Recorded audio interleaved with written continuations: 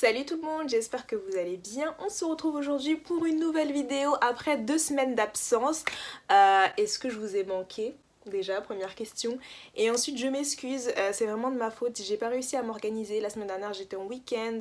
La semaine d'avant, je devais préparer des trucs pour les cours. Et étant donné que je m'y suis pas pris suffisamment à l'avance, j'étais un peu à court de temps. Ce qui fait que je n'ai pas pu tourner de vidéo. Mais je vous promets que je me rattrape et que je serai plus régulière à l'avenir. Du moins j'essaierai. Étant donné que nous sommes au mois de novembre, vous vous en doutez bien, le fameux problème de l'éclairage revient. Le soleil est quasiment inexistant ou bien se couche très tôt, ce qui veut dire que la luminosité n'est pas au top. J'ai essayé de faire au mieux, j'ai mis ma ring light, j'ai mis de la lumière.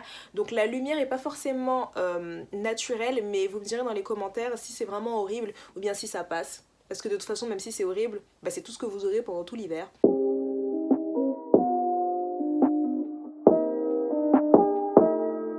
Aujourd'hui on se retrouve avec une nouvelle vidéo et j'ai décidé de faire une petite battle de couverture, donc des transformations des couvertures de la VO vers la VF, prédominamment anglais versus français. Il me semble que la Bouctilleuse a fait une vidéo dans le genre, donc allez voir, mais du coup c'est parti. Juste avant de commencer, il faut savoir que parfois les éditions américaines et les éditions britanniques ne sont pas les mêmes, donc les couvertures changent là aussi. Pour le bien de cette vidéo, eh bien, je ne sais pas encore quelle couverture d'origine je vais prendre, mais on va dire que ça va varier. Soit je vous mettrai les deux, si j'ai pas trop la flemme, américaine et britannique, soit je vous mettrai une des deux que je trouve plus jolie. Mais la plupart du temps, les couvertures anglophones sont toujours beaucoup plus sympas que les françaises. Mais je ne suis pas mauvaise langue parce que parfois on a du travail éditorial français qui est vraiment de qualité et parfois même les couvertures françaises sont plus jolies. Ça n'arrive pas souvent, mais ça peut arriver. Parce que je sais sais vraiment pas pourquoi en France on se récolte toujours des couvertures moches. Je sais pas ce qui se passe, je sais pas pourquoi est-ce qu'ils décident de changer. Il y a certaines maisons d'édition qui gardent la couverture d'origine, ce que je trouve très bien, mais il y en a d'autres qui décident de changer les couvertures. Je sais pas à quoi c'est dû, si c'est plus pour adapter au public français le changement de couverture, mais parfois, souvent même, ces changements de couverture sont assez catastrophiques. Donc bon, voilà quoi. Premier titre que nous allons aborder, il s'agit tout simplement de La Guerre du Pavot, qui est la version française de Poppy War. Si vous ne le saviez pas, parce qu'il y a énormément de personnes qui ne le savaient pas, parce que j'ai l'impression qu'il n'y a pas eu beaucoup de com sur ce livre, mais The Poppy War a été traduit en français chez Actes Sud, le premier tome seulement, la couverture d'origine étant comme ceci, la couverture française apparaissant comme cela. Bon, on se pose quand même pas mal de questions parce que là c'est vraiment un changement drastique. On passe du blanc au noir à un personnage qui est quand même, on le voit suffisamment la manière dont elle est habillée, que c'est d'inspiration asiatique, à un personnage sur la couverture française qui est blanc. Donc déjà le whitewashing ça passe pas trop, et je sais que c'est un truc qui a été énormément reproché à la maison d'édition, mais de manière générale cette couverture est moche. Donc j'arrive à comprendre pourquoi est-ce que le livre a fait un flop, mais c'est très dommage parce que pour le coup c'est vraiment une trilogie qui est absolument idolâtrée, adorée dans les pays anglophones, et qui aurait pu avoir un succès similaire en France. Mais je pense que la couverture ça a beaucoup joué parce que enfin... Je sais pas ce qui s'est passé, mais elle est vraiment pas ouf quoi. Irrémédiablement, je pense qu'on peut être d'accord pour dire que celle qui l'emporte, c'est la couverture de The Poppy War en VO, qui est beaucoup mieux tout de même. Deuxième changement de couverture, j'ai sélectionné les Chroniques lunaires parce que c'est vraiment un truc qu'on m'a énormément proposé quand j'ai mis mon petit encadré là sur Insta, et effectivement je me suis renseignée et c'est vrai qu'il y a eu une énorme controverse, encore une fois à juste titre, sur les Chroniques lunaires, tout simplement parce que je vous fais un petit historique. De base, les Chroniques lunaires, ils avaient une couverture, la couverture de la VO, c'était des parties du corps des personnages, il me semble, genre des pieds, des trucs comme ça, si je ne me trompe pas, qui avaient été reprises par les versions françaises. Et ensuite, en VO, ils ont changé les couvertures, donc nouvelle édition, changement de couverture, où cette fois-ci, ils ont mis les personnages. Déjà, première énorme controverse, parce que le personnage du premier tome des Chroniques lunaires est apparemment asiatique. Du moins de ce qu'on m'a dit, je suis allée vérifier, l'auteur l'a confirmé qu'elle était de descendance asiatique. Et il me semble que sur la première couverture, le personnage était blond, donc bon voilà.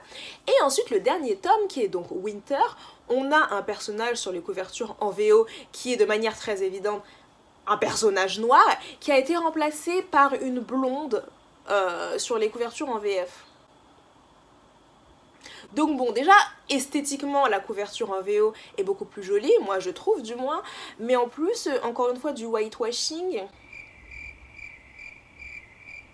c'est pas ouf, je trouve, pas ouf du tout, surtout que beaucoup de gens se sont plaints, qu'apparemment la maison d'édition aura fait des modifications, mais derrière le teint du personnage sur la couverture d'origine est toujours aussi pâle, donc on ne respecte absolument pas les prédispositions premières de la première couverture. Donc encore une fois, je pense qu'on peut accorder le point à la couverture en VO, qui est beaucoup mieux. Puis nous avons la saga Shatter Me, qui est extrêmement populaire, que ce soit en France ou dans le monde anglophone d'ailleurs. Et là effectivement, quand j'ai vu le changement, en fait je le voyais passer qu'en VO à chaque fois sur mon fil Instagram. Donc bon voilà, je me disais les couvertures sont pas non plus incroyables, mais voilà.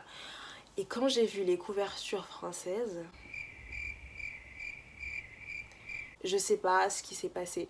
Enfin si, je sais, c'était pendant la période où il y avait les livres genre La Sélection, etc. Où il y avait toutes les petites meufs en robe. Et du coup ils ont voulu reprendre ça, mais s'il vous plaît. Non seulement ça a très mal vieilli, mais deuxièmement c'est très moche. Enfin je suis dans l'incompréhension totale en ce qui concerne ce choix. Je vous avoue que je me pose beaucoup de questions. En fait le problème c'est que quand tu vois ce livre, tu te dis automatiquement c'est un livre qui date de 2005. Vous voyez, alors que quand on voit la couverture en VO, on peut pas vraiment dater, ça pourrait aussi bien être une couverture ancienne qu'une couverture actuelle. Mais oui non, le choix là je valide pas du tout, c'est pas facile, mais c'est pas ouf du tout. Puis une sortie très récente d'un livre très populaire qui est donc Red, White and Royal Blue, que vous avez certainement dû voir passer, qui se présente comme ceci, qui a été traduit en français et qui est arrivé comme cela. Bon, je ne dis pas, mais en soi, je trouve pas que la couverture VF soit très laide. Franchement, je pense pas que... voilà, je la trouve plutôt pas mal finalement, voilà. Cependant, le changement de titre... Je me pose beaucoup de questions, je me demande pourquoi l'utilisation d'un mot vulgaire, pourquoi changer la couverture si c'est pour mettre un titre en anglais, autant garder la couverture d'origine et le titre d'origine, enfin ça n'a pas vraiment de sens pour moi. Je vous avoue que je me pose également beaucoup de questions sur ce changement. Là on arrive à une pépite dans le changement de couverture, mais vraiment une couverture tapeur. Genre vraiment, il n'y a pas. Il n'y a pas à faire des couvertures comme ça. C'est... Non, je sais pas. En fait, j'ai l'impression que c'est typiquement le genre de couverture que moi j'aurais pu faire alors que je n'ai jamais utilisé Photoshop de toute ma vie. Je vous donne donc un exemple, ou plusieurs d'ailleurs, on verra. Parce que j'ai l'impression que ça devient de pire en pire, mais vraiment en ce qui concerne toute la saga Percy Jackson, tout ce qui est les dieux de l'Olympe et également Magnus Chase, ils ont pas voulu respecter Rick Jordan, je sais pas pourquoi. Je me pose énormément de questions, je comprends pas. Coucou, je fais juste un petit aparté parce que j'étais en train de monter la vidéo. En fait, je me suis rendu compte que les pires couvertures, c'était vraiment les couvertures anglaises. Genre les pires, c'est les couvertures anglophones en fait. Je pensais que c'était les françaises qui étaient terribles et elles sont bof effectivement, mais comparées aux couvertures anglophones, enfin en fait vraiment dès le début, ils ont pas voulu respecter l'auteur, c'est incroyable. On dirait vraiment une couverture qui a été faite par quelqu'un qui ne maîtrisait pas un logiciel de création de couverture dans les années 90. C'est horrible, on dirait un vieux jeu vidéo. Pourquoi est-ce qu'il y a un minotaure comme ça aussi effrayant? Je comprends pas, je suis très confuse en ce qui concerne cette couverture, mais je me dis mais c'est pas possible pour un livre aussi populaire. Comment est-ce que tu peux massacrer une couverture à ce point-là? Comment est-ce possible? Qu'est-ce qui s'est passé? Ensuite, nous avons un autre titre, et cette fois, je pense que vous serez d'accord avec moi. du moins j'espère. Il s'agit tout simplement de A Discovery of Witches, qui donne le livre perdu des sortilèges en français, qui a été transformé de cette couverture que je trouve ma foi très très jolie. À cette couverture, je pense qu'ils ont voulu mettre en avant l'aspect Dark Academia et je peux comprendre, j'entends bien. Mais on dirait une couverture de film déjà premièrement, et deuxièmement je comprends pas cette volonté de vouloir absolument mettre des personnages sur la couverture. Je trouve que ça c'est typique français de vouloir mettre des personnages absolument sur la couverture, souvent des personnages qui n'ont rien à voir, enfin je sais pas, hein, peut-être que je me trompe, mais pourquoi? En fait, pourquoi ne pas garder la couverture d'origine? Je la trouve beaucoup plus jolie, peut-être pas assez parlante, peut-être que c'est pour ça, mais en fait quand je vois la couverture de A Discovery of Witches, je me dis pas j'ai envie de lire ce livre, je me dis ce livre a été écrit en 2005, a probablement bien vieilli, et la couverture est très moche, donc je n'ai pas envie d'avoir ça dans ma bibliothèque. Concrètement, depuis que je lis en VO, je compare beaucoup les couvertures françaises et les couvertures anglaises, américaines, et ce qui joue beaucoup dans mon choix en fait, c'est la couverture, parce que quand je vois que la couverture française elle est moche, le livre je vais l'acheter en VO, quitte à le lire en français sur ma Kindle et l'acheter en VO, c'est ce que je ferais, mais je refuse d'avoir des livres moche dans ma bibliothèque en fait, donc ça influence beaucoup mon choix. Passons à une note un peu plus positive. Là je vais vous parler de Gods of Men, qui a été traduit par la jeune maison d'édition Rivka il y a 1 an je crois, 1 an et demi ou peut-être 2 ans, bref je sais plus. Les 2 premiers tomes de la trilogie sont sortis, le 3e tome n'est pas encore sorti en VO, il est encore en cours d'écriture par l'autrice, et franchement c'est ce que j'appelle un changement de couverture réussi, puisqu'on passe de ceci en VO à cela en français. Et je sais pas ce que vous en pensez, mais je trouve que la couverture en français est beaucoup mieux. Je trouve qu'elle est beaucoup plus attirante, qu'elle fait beaucoup plus envie. Et en plus de ça, le livre, la qualité éditoriale de ce livre est incroyable. Attendez, je vous le montre parce que je l'ai dans ma bibliothèque. Je ne sais pas si c'est le cas en VO, mais en français, on a des fan art en fait à l'intérieur. On a les personnages, je vais vous montrer ça de suite, à l'intérieur du livre. Comme ceci, ce sont donc des illustrations très jolies. Je ne sais pas qui est l'illustrateur, mais c'est vraiment joli. Moi je les ai lus en français, j'ai pas trouvé qu'il y avait des problèmes particuliers de traduction ou autre. Et voilà, enfin, le livre est à un prix extrêmement abordable, surtout que c'est un relié. C'est un hardback, la couverture est beaucoup plus jolie, donc c'est vraiment ce que j'appelle un changement de couverture réussi et un rapport qualité-prix idéal. Donc franchement, chapeau Rivka pour Gods of Men, parce que ils ont vraiment assuré. À mon humble avis, c'était un des meilleurs changements de couverture, du moins qu'il m'était été donné de voir. Mais on va passer de cette bonne note à une note un peu moins positive, puisqu'on va parler des 7 maris d'Evelyn Hugo, qui est un livre extrêmement populaire, encore une fois, que je vois passer quasiment tous les jours sur TikTok, qui est dans ma bibliothèque, que je n'ai pas encore lu. Je vous avoue que j'ai un peu d'impréhension, j'ai un petit peu peur de lire ce livre parce qu'il a tellement été hypé que j'ai peur de ne pas l'aimer, encore une fois. Mais ce livre a été traduit en français et je ne le savais pas du tout. J'en ai jamais entendu parler qu'il y avait eu une traduction des 7 maris d'Evelyn Hugo en français, et à juste titre, parce que quand j'ai vu le changement de couverture, je me suis posé également beaucoup de questions. On passe donc de cette jolie couverture, jolie mais pas non plus incroyable, bon voilà, d'une femme avec une robe verte, etc., à cette couverture. Vous me direz déjà, changement drastique, etc. La chose étant que Evelyn Hugo est censée être cubaine, il me semble, de descendance cubaine. Donc je ne comprends pas pourquoi est-ce que la femme présente sur cette couverture est blonde aux yeux bleus. Pourquoi est-ce qu'elle est blanche surtout? C'est ça le problème. Et c'est ça un truc qui a été beaucoup critiqué aussi, que les gens n'ont pas trop compris. Pourquoi ce changement de couleur de peau? Parce que les Cubains ne sont pas particulièrement pâles. Donc je comprends pas quel était le but, enfin à part faire du whitewashing pour faire du whitewashing, mais ça ne respecte donc pas l'esprit du livre, donc encore une fois le point va à la couverture en VO. Pour le titre suivant, c'est une abonnée, donc Précis, si tu passes par ici, coucou, qui m'a fait, qui m'a soumis ce changement, et effectivement j'ai beaucoup ri. C'est tout simplement le livre de Bromance Book Club, que j'ai beaucoup vu passer également sur Bookstagram, qui a été traduit en français. Je ne le savais absolument pas, probablement parce que quand on compare déjà, les 2 titres n'ont rien à voir, mais donc on passe de cette couverture, voilà, d'un homme qui a dans la poche arrière de son jean un livre, à cette couverture là, Mais moi, ce qui me choque le plus, c'est quand même le titre, parce que comment est-ce qu'on passe à The Bromance Book Club à Les hommes virils lisent de la romance? J'ai énormément de questions. Et j'ai énormément de questions, je voudrais savoir pourquoi, comment est-ce qu'ils sont arrivés à cette conclusion? Et surtout, ils se sont pas dit que c'était une mauvaise idée, enfin je sais pas. Moi je vois un livre qui s'appelle comme ça, mais je le touche pas avec un bâton, enfin on est où là? On est où?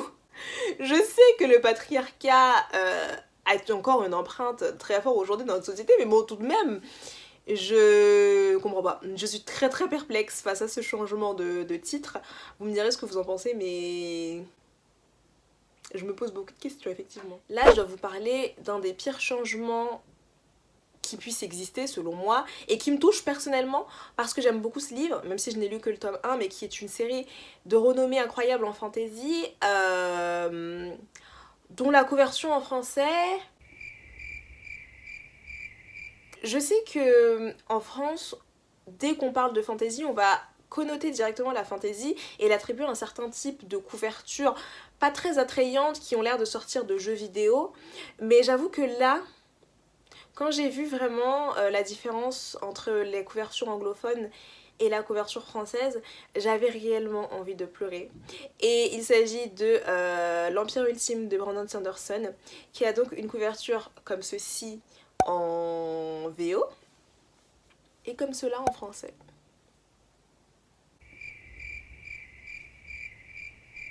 Premièrement, je suis énervée parce que ce livre est énorme. Bon, certes, il est gros, mais sa version grand format coûte quasiment 27 €, ce qui est énorme. Donc, je me suis résolue à les prendre en poche.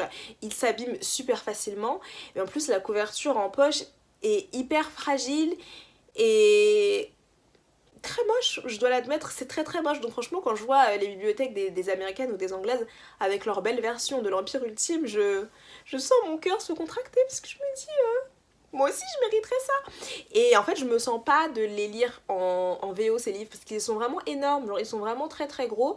Et après, vous me direz, maintenant que j'ai commencé, je pourrais peut-être continuer, mais ça se lira beaucoup plus vite en français quoi. Et puis j'ai déjà acheté toute la trilogie. Mais c'est vraiment une des tragédies de ma vie, ce changement de couverture. Trop triste. Ensuite, je vais aborder un changement qui pour moi est vraiment vraiment dommage. Et il s'agit de La mer sans étoiles, donc de Starless Sea de Erin Morgensen, je crois. La VO, toutes les versions que j'ai vues en tout cas de Starless Sea, que ce soit des versions des éditions spéciales ou des éditions normales, étaient magnifiques. Donc la VO donne ça à peu près. Et quand j'ai vu, en fait j'étais absolument pas au courant que ce livre a été traduit en français et je pense que personne ne le savait parce que la couverture passe tellement inaperçue et ne reflète tellement pas en fait la couverture en VO que je pense que les gens n'ont pas dû faire le rapprochement quand peut-être ils sont passés devant le livre. Mais donc la couverture française donne ceci. Alors j'imagine que la maison d'édition a voulu opter pour un style un peu plus sobre, mais tout de même, enfin moi quand j'ai vu la couverture de The Starless Sea, à l'époque où je voulais lire ce livre, je me suis dit mais jamais je l'achète en français. Enfin quand tu vois la couverture VO et la couverture en VF, je pense que ton choix s'oriente naturellement vers celui-ci. Enfin vous me direz ce que vous en pensez, mais là encore une fois, j'ai vraiment trouvé qu'ils avaient enlevé tout le charme que pouvait contenir la couverture et donc le livre. En mettant une couverture aussi sobre. Enfin moi je vois un truc comme ça, La mer sans étoiles, ça m'attire pas autant que quand je vois la même couverture en VO. Donc pour le coup je trouve que c'est un changement qui est très très dommage. Après avoir cassé du sucre pendant presque 20 minutes sur les maisons d'édition françaises, mis à part quelques petites exceptions, il y a des changements que je trouve finalement ne sont pas mal ou du moins ressemblent suffisamment à la couverture d'origine. Là je vais vous parler de Six of Crows par exemple, donc la couverture en VO elle est comme ceci, la couverture en français elle est comme ça. Je les trouve très belles toutes les deux, enfin très sympathiques. Je trouve qu'ils ont vraiment, même en changeant la couverture en français, repris l'esprit qu'il y avait dans la couverture de Six of Crows normal. Donc franchement chapeau. Pour Grisha, ils ont fait des nouvelles éditions il me semble parce que de base Grisha en VO il me semble que c'était les versions déjà avec les oiseaux, enfin avec le phénix, je sais pas quelle bestiole c'est sur la couverture mais un truc comme ça, que au début Grisha en français c'était Alina il me semble sur les couvertures et que maintenant ils ont repris les mêmes couvertures que celles en VO si je me trompe pas. Attendez, je vais vérifier. Voilà, j'ai vérifié. Donc en VO, on avait donc au début la bestiole qui changeait. On avait soit le cerf, soit le phénix, soit le serpent, je crois. Et en français, on avait d'abord Alina sur chaque couverture. Et maintenant, en français, il me semble qu'il est possible de trouver quasiment les mêmes que celles qu'il y a en VO. Donc pour le coup, je trouve qu'ils ont fait un très très bon choix. Mais je pense qu'ils ont été reboostés par la sortie de la série. Parce que dès que je passais dans les librairies, je voyais les gros stickers Netflix qui collaient dessus. Donc pour le coup, je trouve que c'est une stratégie marketing qui a bien marché. Puis nous avons Shades of Magic de V.E. Schwab. Moi je suis pas particulièrement une fan des couvertures où il y a des personnages, mais c'est vrai que parfois ça peut être très réussi et je trouve particulièrement pour ce livre là que Lumen a fait du très bon travail et que c'est Lumen hein. Ouais, il me semble que c'est Lumen.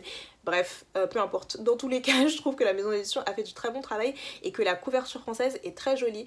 Et pour le coup, je sais qu'il y a beaucoup de personnes qui cherchent quand même à se procurer les versions en VO parce que ce sont des hardbacks, parce que les couvertures sont jolies, etc. Mais quand on regarde les deux, franchement, je trouve que les deux se valent quand même. Enfin, le premier peut-être, la version VO fait quand même un peu plus adulte. D'ailleurs, j'arrive toujours pas à savoir si cette fantasy se classifie en adulte ou pas parce que je vois beaucoup de gens la mettre en fantasy adulte. Mais moi, j'ai lu le premier tome et pour moi c'était du young adulte. Donc si vous avez plus d'informations là-dessus, dites-moi, histoire que je me renseigne. Mais voilà, je trouve quand même que c'est pas mal, surtout que Lumen c'est une maison d'édition young adulte, donc le changement de couverture correspond au public visé. Et la couverture est pas dégueu, franchement, je la trouve très bien comme elle est, pareil sur le deuxième tome et tout. Donc franchement, du très bon travail là-dessus. Et enfin, je vais vous parler d'une couverture d'un livre très très populaire qui est sorti il y a pas très longtemps.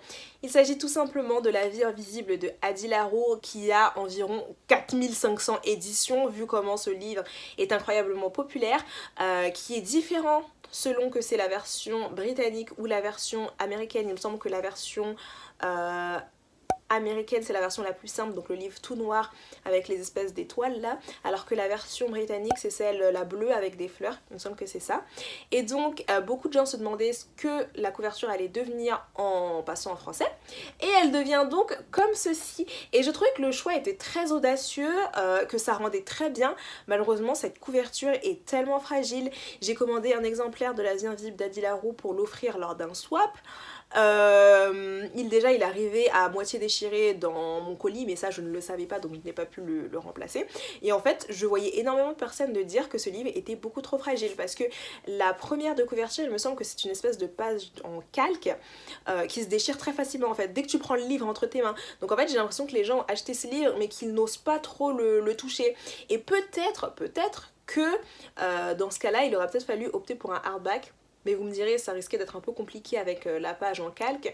Mais n'empêche que je trouve que la couverture française est quand même très sympa, qu'elle reflète bien l'âme du livre et qu'ils ont bien saisi l'essence de la chose. Donc pour le coup, le changement est justifié.